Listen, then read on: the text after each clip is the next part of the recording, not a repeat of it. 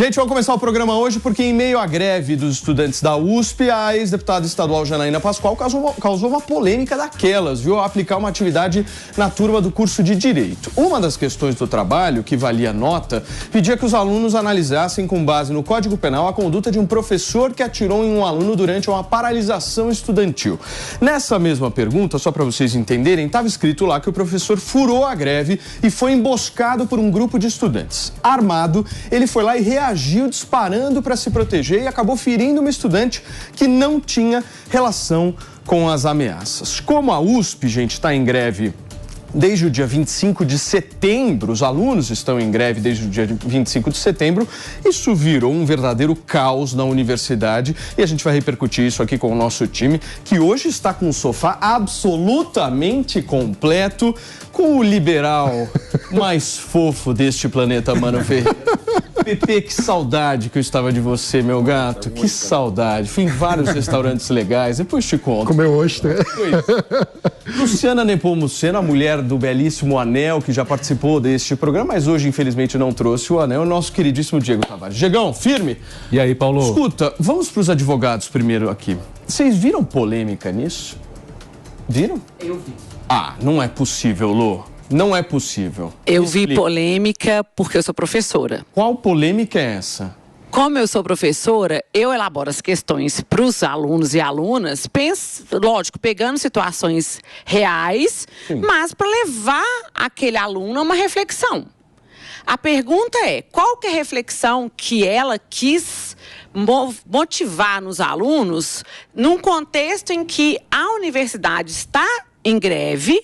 E aí eu dou uma pergunta falando, olha, comente o caso de um professor que ameaça o aluno com uma arma. Mas peraí, direito penal, a gente fala sobre flores? Não, a gente fala sobre ilícitos penais. A questão é o momento da pergunta, o contexto que está sendo passado ali na universidade com a pergunta. Mas a faculdade não está em greve, né? Isso pode levar...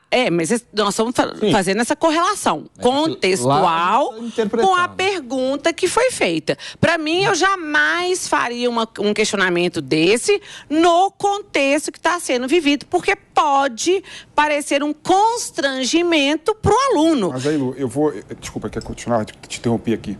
Mas eu vou discordar de você. O ambiente que tem livre de pensamento é o ambiente universitário, não é? Se o professor tiver algum tipo de obstáculo para colocar a sua ideia e para incentivar os alunos e provocar os alunos a concluírem determinado caso, né? A gente está ferrado. Está ferrado. O ambiente propício para levar esse tipo de discussão é o ambiente universitário. E eu vejo, por exemplo, que esse tipo de polêmica só é polêmica por conta da Janaína Pascoal. Esse é o grande ponto, Pepe.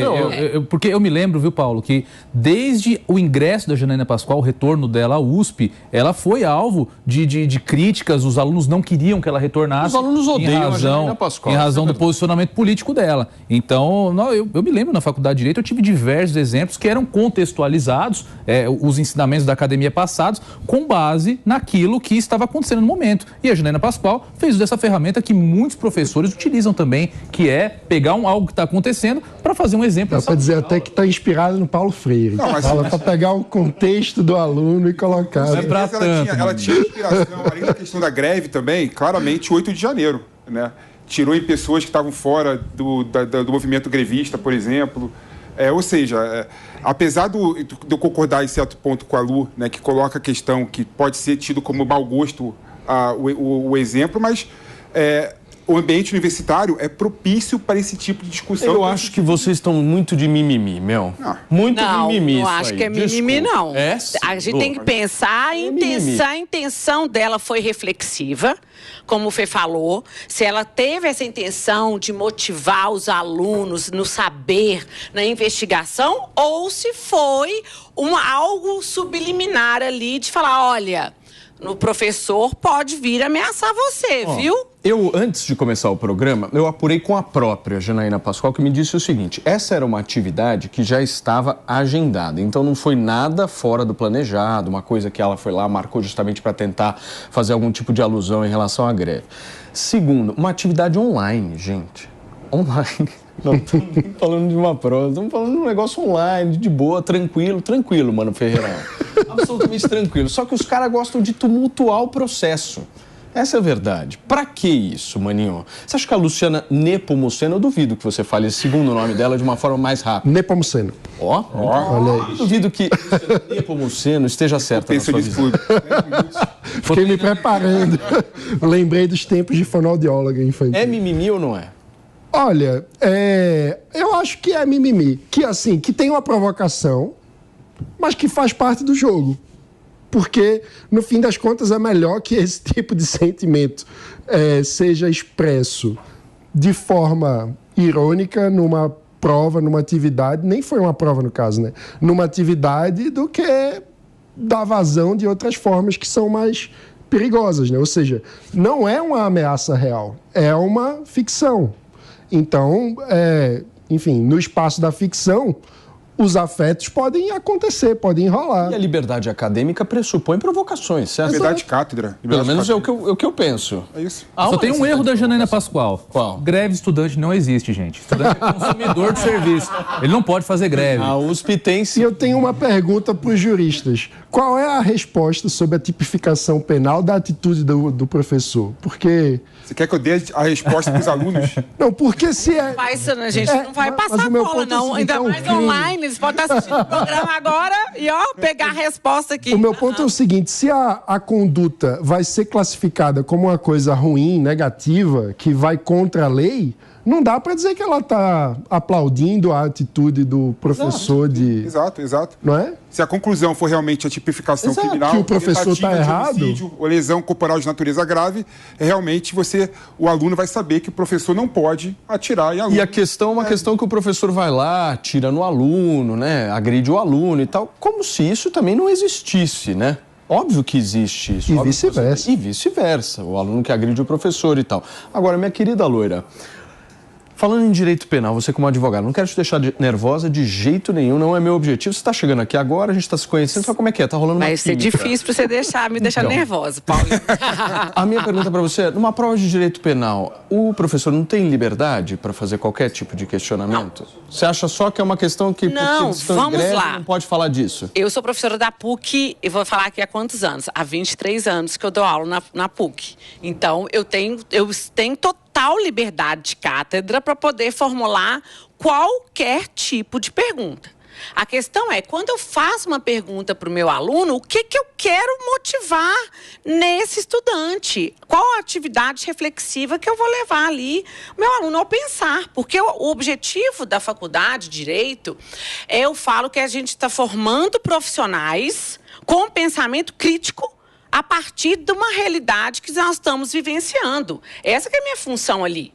De formar pensadores. Felizmente, hoje, a gente tem a banalização do ensino, ou seja, não é a pauta agora, mas são várias críticas que eu tenho, mas a minha função como professora é formar um aluno e uma aluna pensante do direito.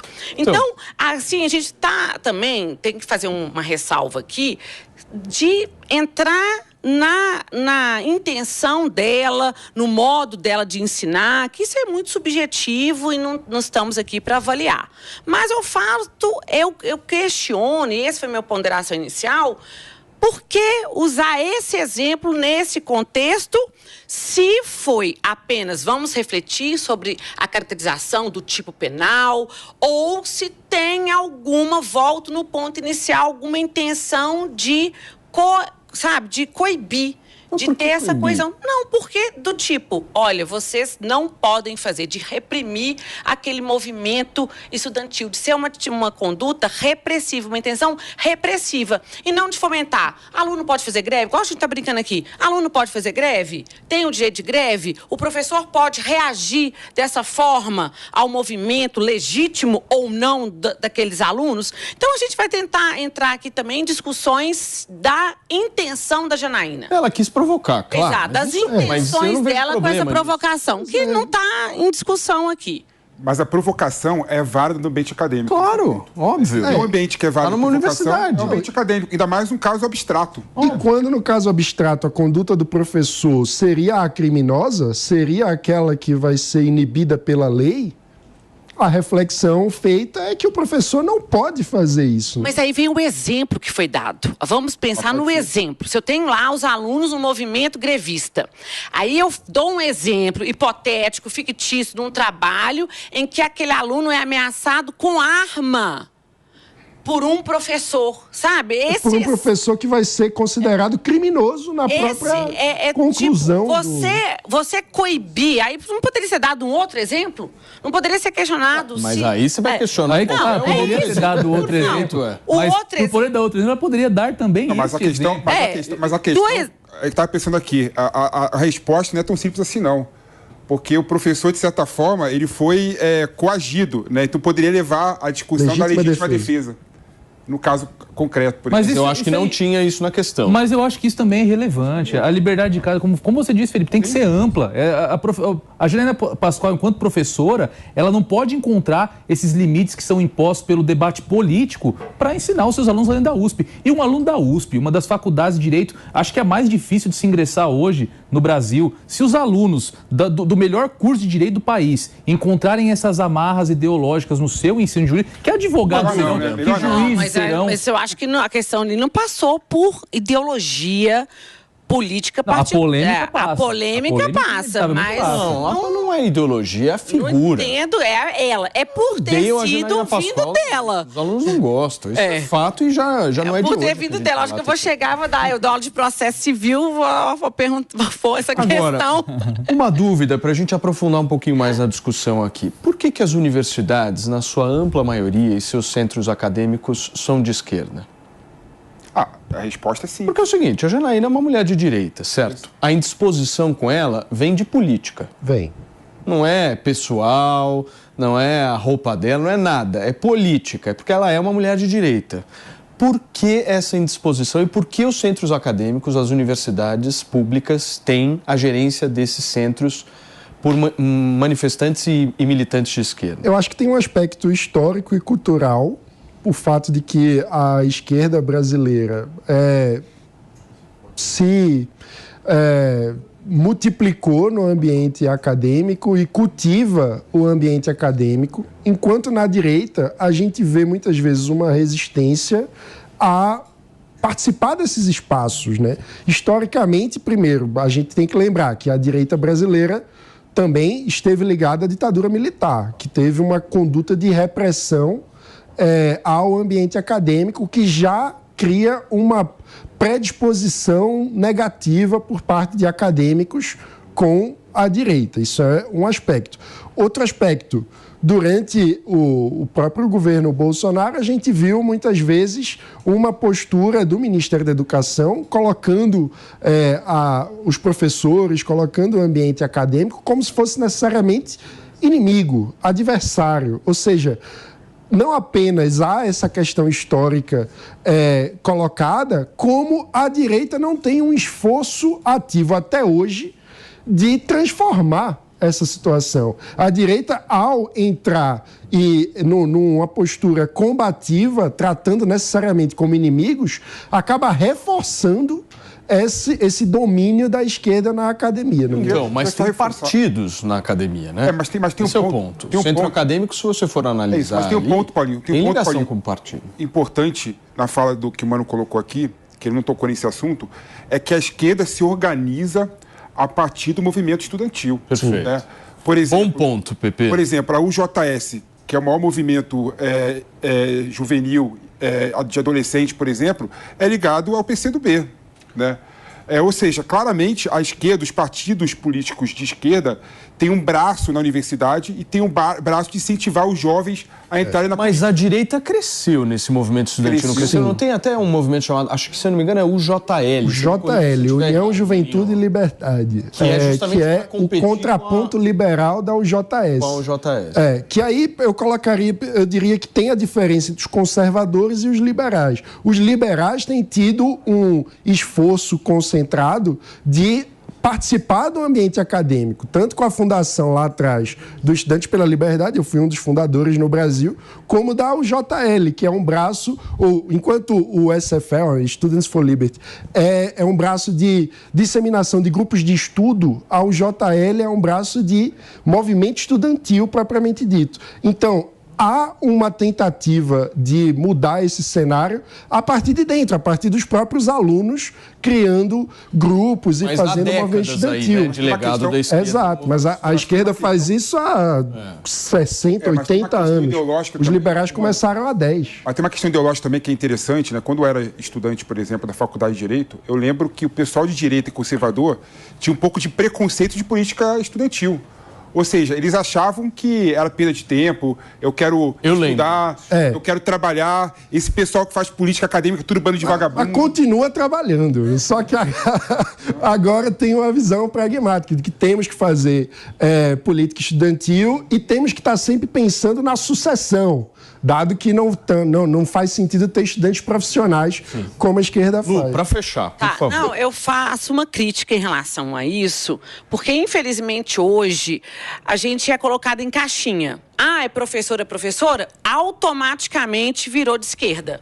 Porque coloca-se rótulos, exatamente por essa origem do movimento, esse alinhamento a uma ideologia partidária. Ser professora, outro dia eu escutei Paulinho falando assim pra mim, é professora? Não vou nem ouvir porque é de esquerda. Eu falei, gente, eu nem abri a boca. Então, eu tô falando desse plano aqui, que hoje a gente sofre. Porque eu não falo de política rótulos, na sala né, de aula, mas são rótulos. Rótulos. Tem caixinha. Professor igual esquerda. Gente, vamos mudar de assunto.